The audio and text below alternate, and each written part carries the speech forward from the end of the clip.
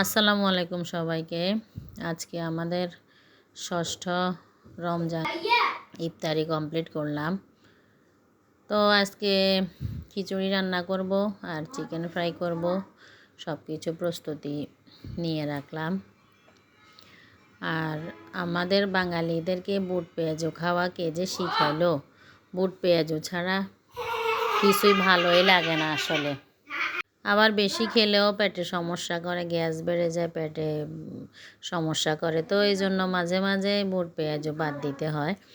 তা আজকে আমি খিচুড়ি রান্না করে ফেলছি সবার জন্য একসাথে, বেশি করে মটরশুঁটি মসুর ডাল দিয়ে। আর চিকেন ফ্রাই করতেছি, যেহেতু বাচ্চারা চিকেন ফ্রাইটা অনেক পছন্দ করে। তো খিচুড়ির সাথে চিকেন ফ্রাই ভালোই যাবে। আর এই তো আমাদের খিচুড়ির ফাইনাল লুক। আর হচ্ছে গিয়ে আমার ভাবি পাঠালো ইফতারি, ছোটো ভাইয়ের বউয়ে বেলের শরবত দিল, আমার ছেলে মহব্বতের শরবত বানিয়েছে।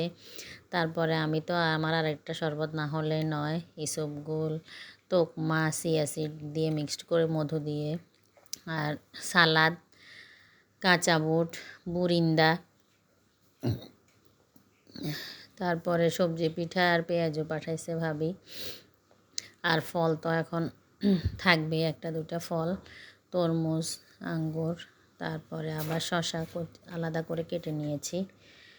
তো আলহামদুলিল্লাহ, আল্লাহর অশেষ নেয়ামত খেলাম আমরা। আল্লাহর দরবারে লাখো কোটি শুকরিয়া আদায় করে আমরা শেষ করতে পারবো না।